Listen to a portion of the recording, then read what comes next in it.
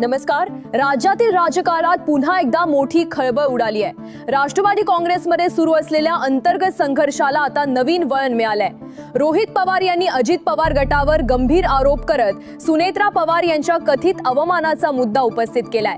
नेमकं काय घडलं, हा वाद किती गंभीर आहे आणि पुढे काय होऊ शकतं, ही सगळी माहिती जाणून घेण्यासाठी हा व्हिडिओ शेवटपर्यंत नक्की पहा.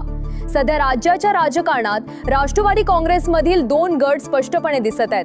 एक गट उपमुख्यमंत्री अजित पवार यांच्या नेतृत्वाखाली काम करत आहे, तर दुसरा गट शरद पवार यांच्या नेतृत्वाखाली आहे. या पार्श्वभूमीवर रोहित पवार यांनी सार्वजनिकरित्या नाराजी व्यक्त केली आहे. रोहित पवार यांच्या म्हणण्यानुसार सुनेत्रा पवार यांचा अपमान करण्यात आलाय.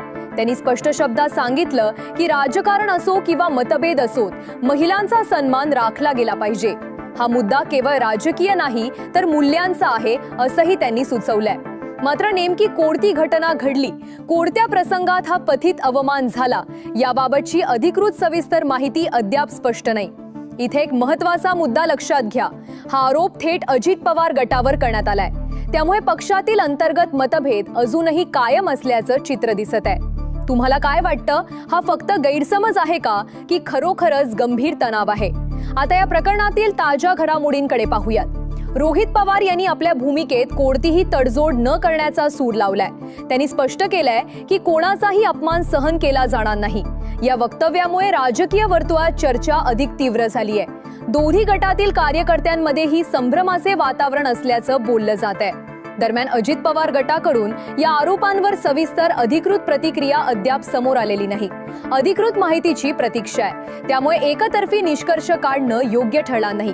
पुढील काही दिवसात या विषयावर स्पष्ट भूमिका मांडली जाऊ शकते.